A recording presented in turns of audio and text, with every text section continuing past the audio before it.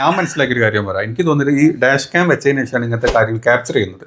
Maximum രാത്രിയൊക്കെ യാത്ര ചെയ്യുന്ന ആൾക്കാർ, പുറത്തോട്ട് ഔട്ട്സ്കേർട്ടിലൊക്കെ പുറത്ത് ചെയ്യുന്ന ആൾക്കാർ, അറ്റ്ലീസ്റ്റ് കാറിൽ പോകുന്നവർ, വണ്ടി പോകും, ബൈക്കിൽ പോകുന്നൊന്നും പറയാൻ പറ്റില്ല. ബൈക്കിന് ഇപ്പൊ ഡാഷ് ക്യാമറ ഇറങ്ങുന്നുണ്ട്, അല്ലെങ്കിൽ മൗണ്ട് ചെയ്യുന്ന ക്യാമറ അല്ല, അല്ലാണ്ട് ബൈക്കിന് ഇപ്പോ സെപ്പറേറ്റ് ഡാഷ് ക്യാം അല്ല, അതുപോലത്തെ ഒരു ക്യാമറ ഇറങ്ങുന്നുണ്ട്. അറ്റ്ലീസ്റ്റ് ക്യാമറ വെച്ച് കഴിഞ്ഞാൽ ഇത് കേസിനെങ്കിലും പോകുമ്പോൾ ഒരു പ്രൂഫ് കാണിക്കാൻ എന്താണ് ചെയ്തത്, ക്ലിയർ ആൻഡ് പിക്ചർ നമുക്ക് റെക്കോർഡ് ചെയ്യാൻ പറ്റുന്ന രീതിയിൽ പ്രത്യേകിച്ച് അങ്ങനത്തെ ഏരിയകളിൽ പോകുമ്പോൾ നമ്മുടെ ഒരു സേഫ്റ്റി പർപ്പസിന് ഇങ്ങനത്തെ ഒരു കാര്യം ചെയ്ത് വെച്ചാൽ നമ്മൾ 10 ലക്ഷത്തിന്റെ കാറ് വാങ്ങണ നമുക്ക് ഒരു 5,000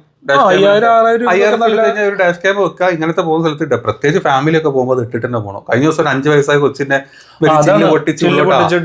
അതെ, അത് ക്യാമറ ഉള്ളതുകൊണ്ടാണ് കാണാൻ പറ്റുന്നതും. അറ്റ്ലീസ്റ്റ് ആ ഫേസ് കാണിച്ചിട്ട് പോലീസിന്റെ അടുത്ത്, അല്ലെങ്കിൽ പോലീസിന്റെ അടുത്ത് പോയാലും ഒരു പ്രോപ്പർ ആയിട്ടുള്ള ഒരു എന്താ പറയാ സപ്പോർട്ടൊന്നും കിട്ടില്ല അങ്ങനത്തെ ഒന്നും ഇല്ലെങ്കിൽ. അതാണ് വേറെ എനിക്കൊന്നും വേറെ ചെയ്യില്ല. മാക്സിമം പിന്നെ രാത്രിയുള്ള ഇങ്ങനത്തെ സ്ഥലത്തോട്ടുള്ള യാത്രകൾ ഒഴിവാക്കുക, ഡാഷ് ക്യാം ഒക്കെ വെക്കുക. പിന്നെ പോകുമ്പോൾ 2-3 ഫാമിലി ഒരുമിച്ച് പോകുന്നൊരു 2-3 വണ്ടികൾ ഒരുമിച്ചായിട്ട് പോവുക, ഒറ്റയ്ക്ക് പോകാണ്ടിരിക്കുക.